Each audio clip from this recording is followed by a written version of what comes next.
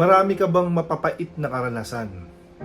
Mga trauma, mga taong nanggago sa'yo na halos dinurog na ang pagkatao mo, sinira ang buhay mo, at marami pang mga pighati na naranasan mo sa buhay mo. Na araw-araw ay parang pinagdudusahan mo. Mga pangyayari sa buhay mo na halos talagang para kang binagsakan ng mundo. Na parang gusto mo nang mawala sa mundo. Araw-araw, gabi-gabi, naiiyak mo. Hindi mawala sa isipan mo. Kahit gusto mo nang takasan, hindi mo matakasan dahil palagi mo nang naiisip to. Sa sobrang sakit na naranasan mo at grabing trauma na binigay sa'yo.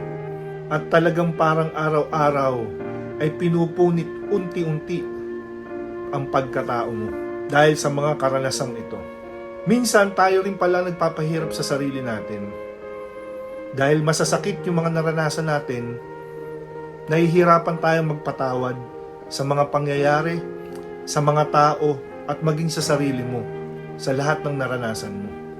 Pag nakuha natin magpatawad at nakaya natin magpatawad sa mga taong gumago at dumurog sa pagkatao mo, at tanggapin yung mga pangyayaring naranasan mo sa buhay mo, mga pagkakamali mo, pag nakaya mo magpatawad ng buong puso sa lahat ng ito pala ang magpapalaya sa mga sakit, pighati, at lahat ng mga mabibigat na pasanin na araw-araw mong iniiyak, araw-araw mong pinipighati, araw-araw mo na imumukmok, at araw-araw na sumasakit at dumudurog sa pagkatao mo.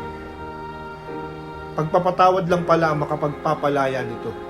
At syempre, kailangan mo sabayan ng pagtitiwala sa Diyos na lagi mo siyang kasama at hindi ka nag-iisa.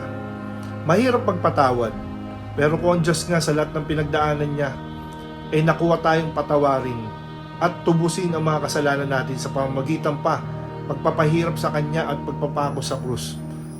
Tayo pa kaya, diba? So matuto tayong magpatawad. Mahirap man, masakit man, kailangan nating matulungan ang sarili natin na magpatawad sa mga tao, pangyayari, at maging sa sarili mo upang makalaya na rin ang mga sakit na nararamdaman mo. Kaya tatagan mo ang sarili mo, kaya mo yan. Magpatawad tayo.